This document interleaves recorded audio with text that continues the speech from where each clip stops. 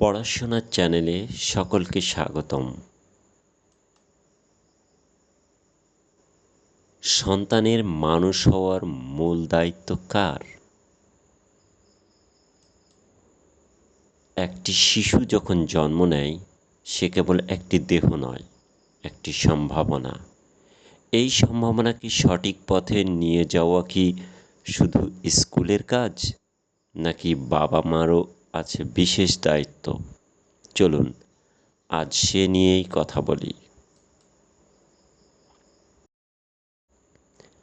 আমরা অনেক সময় সন্তানের অবস্থা খারাপ হলে বলি, স্কুল ভালো না, বন্ধুদের প্রভাব খারাপ।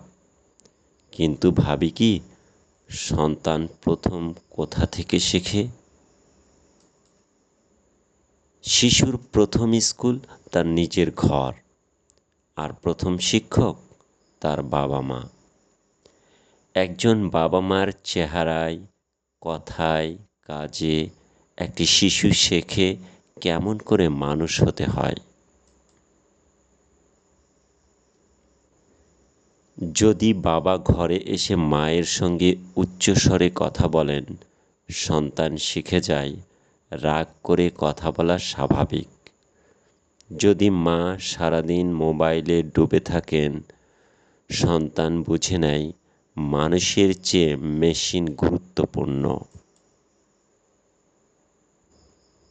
আর যদি ঘরে প্রতিদিন সন্ধ্যায় নামাজ হয়, কোরআনের শব্দ শোনা যায়, কিংবা শান্তভাবে গল্প বলা হয়, তাহলে সেখান থেকেই সে শিক্ষা পায়, সেখানেই মানুষ হওয়ার বীজ পড়ে। আপনি কি আপনার সন্তানকে কেবল স্কুলের উপর ছেড়ে দিয়েছেন, নাকি আপনি নিজেই তার আদর্শ হওয়ার চেষ্টা করছেন?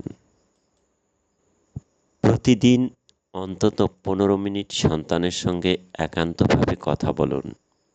বাবা মা নিজের আচরণে নম্রতা, ধৈর্য এবং সততা দেখান।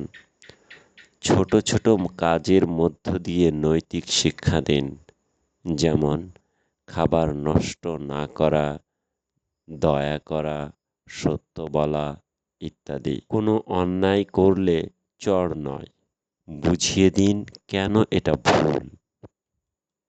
সন্তান মানুষ হবে কি না সেটা নির্ভর করে সে কি দেখে, কাকে দেখে, আর সেটা হচ্ছে আপনি, তার বাবা মা। আপনি যদি চান আপনার সন্তান হোক সত্যিকারের মানুষ, তাহলে আপনাকেই হতে হবে তার প্রথম আদর্শ। এই ভিডিও যদি ভালো লেগে থাকে, তাহলে পরের পর্বে থাকুন। আমরা আলোচনা করব ঘরের পরিবেশ কেমন হলে সন্তান ভালো মানুষ হয়। সাবস্ক্রাইব করুন পড়াশোনার চ্যানেলটি এবং শেয়ার করুন আপনার বন্ধুদের সাথে। সকলকে ধন্যবাদ। উপস্থাপনায় নজরুল ইসলাম।